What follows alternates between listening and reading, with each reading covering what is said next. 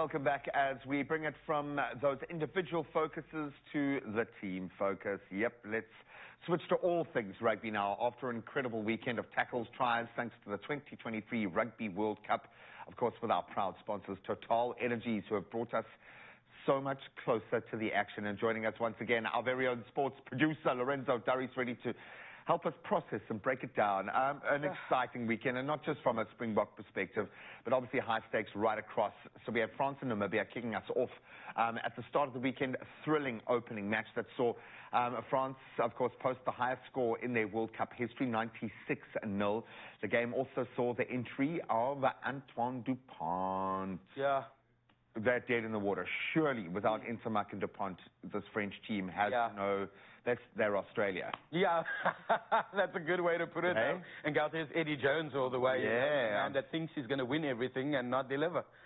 So, I mean, I don't know. Eddie must have left the country by now. I don't think he'll go back to Oz. Yeah, he's handed in his resignation. How much of a blow is that for the host? Major blow, because the thing is, they put so much onto him, and he's such a versatile player. If you watch that match, he was playing like a fly-off. Yeah. That's a scrum-off. But able to get the kicks over on the outside. He's able to get the passes on the inside line. He's able to read the game, and I think it's just unlucky that, you know, he got that knock. They've tried to play it down by saying that he's still part of the team. They don't know what's happening. Will he be back, do you think? Probably not. You know, I spoke to a friend of the show as well, Stefan de Blanche, and, you know, he was like 6 weeks. That is the recovery time. He knows it. It's a broken bone. It's not like a tendon that you can rush or, And then it's injury. Is he going to wear the mask? The facial mask? Put it on, man. Yeah, he might just do that. But I feel like if they do that, it's because they're desperate to win. Look, I think ever since a footballer did that, now rugby players like, we kind of got to do it now if a footballer did it. Okay, and then, of course, you know, the Friday Night Lights didn't disappoint. Very physical battle between Argentina and Samoa. That one, I don't think, could get more physical, but Argentina securing their first win, surprisingly enough, 18-10. Still, though, fourth in Pool D. Is this a dangerous... How do you feel about this? You almost wanted them not to find their form at all at any point. But the thing they can be a hoodoo side. Yeah. You know, we want the Southern Hemisphere teams to show their dominance and still be in that top four, you know, every World Cup, and we've seen that happen.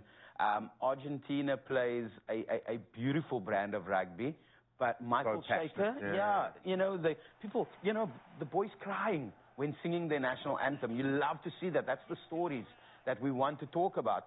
But now, is Michael Shaker getting everything right with the team? Because they passionate one week and beat the All Blacks, and then just Montero, like individual performances. I think there were more. One player had more carries than the entire Samoan team, more yards, more. So it's not like the individuals aren't standing up within that system. It's just like you say, maybe that baseline of effectiveness and getting the basic set pieces, those sorts of elements right. Not quite there yet, but they've got to win. They've got some points on the board. They do it. Then, of course, Saturday action-packed. I'm trying to talk my way around this as much as I can. Georgia, Portugal playing to an 18-all draw. Great for both of those two teams. England completely dominating Chile, as we thought, or Chile, 71-0. And then the highlights of the weekend, or the lowlights of the weekend, the all-important, very highly anticipated clash between the number one, and they proved that they've got the metal to be number one, and the defending champions. I'm glad that we had this moment for both teams. I see a lot more positives because I'm a cup half full kind of a guy. Yeah, definitely. Let's talk through some of those positives. Now, can I just highlight one thing? And I think maybe the biggest mistake was the fact that we hadn't made a decision around the kicking. Yeah. And I know that we've needed to back. You've got to back your fly off and you back your kicker. Yeah. Because you're going to take that psychological backbone right out of him if you don't. Yeah. But maybe the decision should have been made a while ago. Yes. But does that mean replacing Manie Lebok with Andre Pollard, or is that then putting the kicking duties onto someone else? Because Manie seems so vital to our open play. He is playing so well. Yeah. How do we deal with this? Look, if you're going to bring someone into the team, right, as a replacement, I want to see you play him. Yeah. Right? So I'd love to see Pollard being brought on to play against Tonga, but not for the full match. Okay. Does he start? You just No. I'd love for him to come in at a certain point once we've established a base against the Tongan team that is so physical. The Pacific Island teams play a different brand of rugby. For sure, yeah. They play a brand of rugby that's called bomb squad rugby. Yeah. Like our bomb squad, they go in physically. Stop with the clickbait, Bruce. Stop with the clickbait. Look, I will say, having followed Andre Pollard's career. Yeah. Since he was a schoolboy, literally, like, before even his top-tier schoolboy years. Yeah. Every one of these opportunities is where he's advanced his career. So I wouldn't say that he is going to struggle being put into any position. Not at all. I just feel that Mani is so critical to that flow at the moment, to the open play flow. The Damian Willemses being released, these guys having the freedom to be able to. So it's a conundrum that we shall continue to chew on. Then, of course, Scotland kept their hopes alive with that 45-17 win over Tonga, a very physical Tonga. And then we had the first major casualty of the World Cup, Australia being knocked out by Wales, who are guaranteed of a position now, 46th.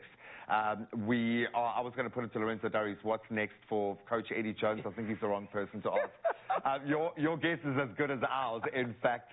But some amazing results. This World Cup has been one of the best ever, I think, and it's only getting better. You can win yourself a share of 500,000 Rand if you predict the winner of the 2023 Rugby World Cup for a chance to win when you spend 700 Rand or more at any participating Total Energy service stations. Simply sign up as a Total Energies Club member. That's your first step. Then scan the QR code to enter. And for non-Total Energies Club members, you've got to register on their WhatsApp line. That's 072-371-7026. We'll keep those details up. And the competition closes on the 15th of October. There are going to be a lot of entries, so get on it. All those terms and conditions do apply. Well done. I'm not crying, but I think we managed to survive that one. You can let us know how you're feeling about the box loss over the weekend. Positive thoughts only, please. Just like in rugby, it's uniting our energies that helps us move forward.